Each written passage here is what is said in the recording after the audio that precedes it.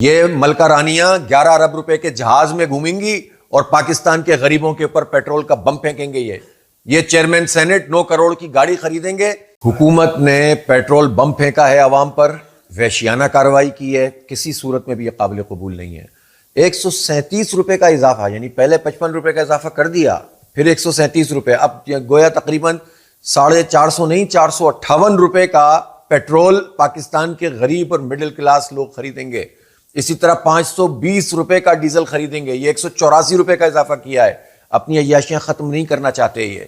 یہ ملکہ رانیاں 11 ارب روپے کے جہاز میں گھومیں گی اور پاکستان کے غریبوں کے اوپر پیٹرول کا بم پھینکیں گے۔ یہ چیئرمین سینٹ 9 کروڑ کی گاڑی خریدیں گے اور غریب بائکرز، بائکیاں چلانے والے اور جو فوڈ پانڈا کا کام کرنے والے، سپلائز کا کام کرنے والے، مزدور، کسان، طالب علم جن کی کوئی آمدنی نہیں ہوتی، یہ ان کو جو ان کا بیڑا غرق کریں گے، ان سے پیسے نچوڑیں گے۔ اور انہوں نے صرف پیٹرول کی قیمت میں اضافہ نہیں کیا، انہوں نے ٹیکس میں بھی اضافہ کیا ہے۔ ہونا تو یہ چاہیے تھا کہ ان حالات میں لیوی ختم کی جاتی اور آئی ایم ایف سے کہتے کہ ہم یہ پیسے نہیں دے سکتے۔ میں پوچھنا چاہتا ہوں کہ شہباز شریف صاحب، آپ نے کون سی آئی پی پیز کا پیسہ روکا ہے اس وقت؟ ہزاروں ارب روپے اب کیپیسٹی پیمنٹ کے نام پر جو بجلی بنتی نہیں ہے، ہماری جیبوں سے لے کر، ہماری جیبوں پہ ڈاکہ مار کر آپ اس مافیا کو دے رہے ہیں، آپ ان کی پیسوں کو ڈیفر نہیں کر رہے۔ یہ جو ری گیسیفیکیشن کے پلانٹ لگے ہوئے ہیں پورٹس کے اوپر، جن پر ہم اربوں ڈالر خرچ کر چکے ہیں اب تک، اور ان کو بغیر، اب اس وقت تو گیس آ نہیں رہی ہے، ایل این جی آ نہیں رہی ہے، لیکن روزانہ کی بنیاد پر ان کو پیمنٹ کی جا رہی ہے۔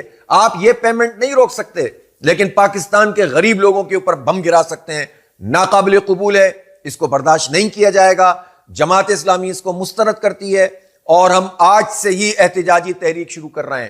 پورے پاکستان میں آج مظاہرے کیے جائیں گے۔ میں پاکستان کے نوجوانوں سے کہتا ہوں کہ ان حالات میں اگر ہم کڑتے رہیں گے، جلتے رہیں گے اور حکومت کے مقابلے میں آ کر نہیں کھڑے ہوں گے تو حالات نہیں بدلیں گے۔ آپ ہماری اس تحریک کا ساتھ دیں، یہ نوجوانوں نکلو اور احتجاج کرو اور حکمرانوں کو مجبور کرو کہ یہ اپنی عیاشیاں کم کریں اور پیٹرول کی قیمت اور ڈیزل کی قیمت کو یہ کم کریں۔